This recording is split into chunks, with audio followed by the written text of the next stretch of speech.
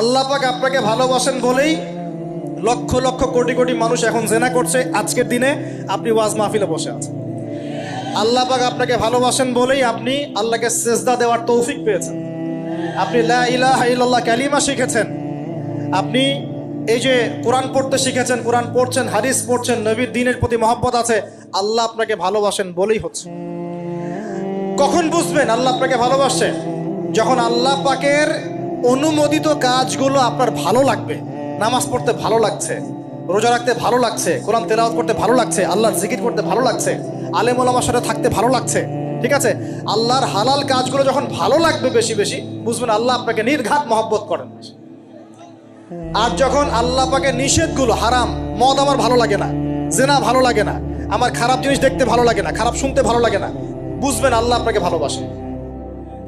আর যখন দেখবেন খারাপের পিছনে আপনার ঝোঁক বেশি, দুর্নীতি করতে ভালো লাগে, সুদ খাইতে ভালো লাগে, ঘুষ খাইতে ভালো লাগে, কাউকে ঠকাইলে মনে হয় আমি স্মার্ট হয়ে গেলাম, হ্যাঁ, মানুষের টাকা আত্মসাৎ করতে ভালো লাগে, নামাজ না পড়ে ঘুম দিতে ভালো লাগে, ঠিক আছে, রমজান মাসে বিড়ি টানতে ভালো লাগে, ঠিক আছে, মেয়ের সাথে যে টাঙ্কি মারতে ভালো লাগে, তখন বুঝবেন যে আল্লাহ আপনাকে এখনো ভালোবাসেন বা আপনি আল্লাহর ভালোবাসা পাওয়ার যোগ্যতা হারিয়ে ফেলেছেন। আল্লাহ পাক আমাদেরকে বোঝার তৌফিক দান করুন। এখন আসি, আল্লাহ পাক এবং তার রাসূল আমাদেরকে এমন কি কি কাজ বলেছেন যেই কাজগুলো করলে আমরা সরাসরি আল্লাহর ভালোবাসা পাবো ইনশাআল্লাহ। জানার দরকার আছে কি নাই?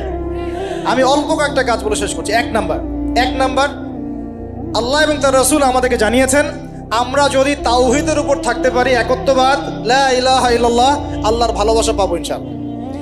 যে ব্যক্তি শিরকের পাপে লিপ্ত আছে সে আল্লাহর ভালোবাসা পাবে না যতক্ষণ না সে তওবা করে ফিরে আসছে।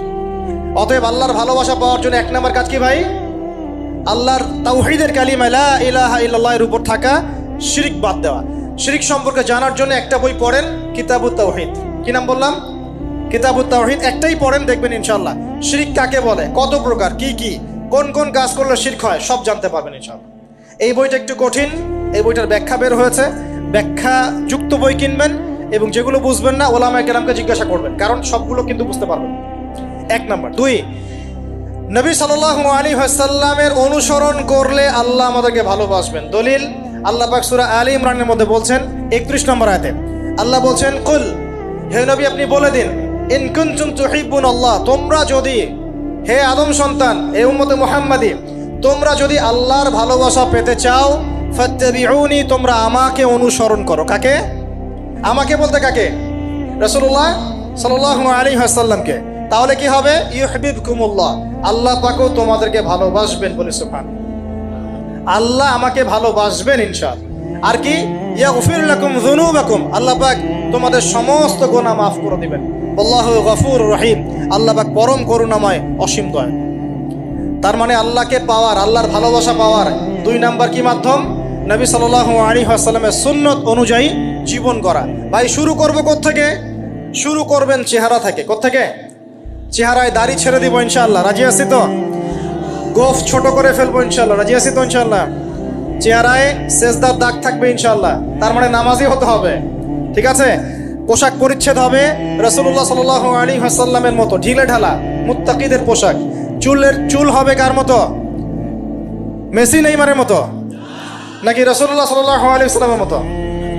এখনকার ছেলে পেলে মা আমি করব, আমার নবী এইভাবে ওযু করতেন, এইভাবে করব, আমার নবী এইভাবে ইস্তেনজা করতেন, পেশাব পায়খানা করতেন, ওইভাবে করব।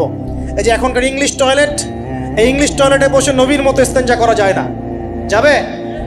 ওলামায়ে কেরামকে জিজ্ঞাসা করেন, নবী সাল্লাল্লাহু আলাইহি ওয়াসাল্লাম বাম পায়ে ভর দিয়ে ইস্তেনজা করতেন। কোন পায়ে? এখন বসেন ইংলিশের উপরে, বাম পায়ে কেমনে বসবেন? সম্ভব? ওই যে আমি বলি, এটা মজা করে বলি, কষ্ট থেকেও বলি, একদম বৈশ্বিক পলিটিক্যাল সিস্টেম থেকে শুরু করে বাথরুমের টয়লেট পর্যন্ত সবকিছুই চলছে পশ্চিমা আদর্শ। এখন সবকিছু, এভরিথিং, একদম বাথরুমের কমোড পর্যন্ত। এখন তো কমোডও উঠাই দিছে, এখন সামনে একটা বালতি রেখে দেয় গামলার মতো, এখানেই পেশাব করতে হয়। দেখেন নাই মনে হয় আপনারা? দেখবেন অচিরেই এগুলো আসতেছে সামনে, দাঁড়ায় বসার কোনো সুযোগ নাই। আর সবগুলো মাপ সমান। আর কারো হাইট যদি 6 ফুট, কারো 5 ফুট হয়, তখন কি হবে? অ্যাডজাস্ট করতে হবে ধরে তখন, নাকি? যুবকরা বুঝতে পারছে, তখন কাউকে লম্বা হতে হবে, কাউকে খাটো হতে হবে, মাপ তো সমান। আর সবার মাপ যদি সমান না হয় এখন কি হবে? হ্যাঁ, আল্লাহ পাক বোঝার তৌফিক দান। এগুলো শয়তানি না বলেন, শয়তানি না বলেন। বসে ইস্তেঞ্জা করতে হয় না, বসে ইস্তেঞ্জা না, এই যে পেশাবের ছিটা ফোটার কারণে কবরে আযাব হয় না। আপনারা হাদিসে জানেন না, নবীজি একটা কবরের পাশ দিয়ে যাচ্ছেন, তিনি থেমে গেলেন, থেমে গিয়ে বলছেন এই কবর দুটোতে আযাব হচ্ছে। কি হচ্ছে? কবরের আযাব। তিনি জানলেন কেমন করে? আল্লাহ পাক তাকে জানিয়েছেন, আল্লাহ পাক তাকে খবর দিয়েছেন এই কবর দুটো কি হচ্ছে? আযাব। নবীজি বলছেন এই কবর দুটোতে বড় কোনো পাপের কারণে আযাব হচ্ছে না। সাহাবীরা বলছেন তাহলে কি কারণে হচ্ছে ইয়া রাসূলুল্লাহ? তিনি বলছেন একজন পেশাব পায়খানা করে, পেশাব করে, স্পেশালি পেশাব করে এই ছিটা ফোটা থেকে সে সতর্ক থাকতো না। পেশাব করে, ওই যে বলেন আমাদের ছেলেরা, প্যান্ট খারাপ ভাই, নামাজে যেতে পারবো না, নামাজে ডাকলে বলে ভাই প্যান্ট নষ্ট। তোমরা ভালো করে হাদিসে শোনো, এই ব্যক্তি বড় কোনো পাপ করে নাই, সে পেশাব করার পরে পবিত্র হতো না, মানে এর ছিটা ফোটা থেকে সাবধান থাকতো না, এই কারণে কবরে আযাব দেওয়া হচ্ছে। বলেন নাউজুবিল্লাহ। অন্য হাদিসে নবীজি বলছেন বেশিরভাগ কবরের শাস্তি পেশাবের ছিটা ফোটার কারণে হয়ে থাকে। আস্তাগফিরুল্লাহ, বলেন নাউজুবিল্লাহ। এই টয়লেটগুলোর মধ্যে পেশাবের ছিটা ফোটা লাগে না? তো এই কোরআনের মধ্য দিয়ে আল্লাহর ভালোবাসা পাওয়া যাবে ইনশাআল্লাহ। সর্বশ্রেষ্ঠ নফল আমলের মধ্যে একটা হচ্ছে কি? আল কোরআন তেলাওয়াত করা। আল্লাহ পাক আমাদেরকে তেলাওয়াত করার তৌফিক দান করুন।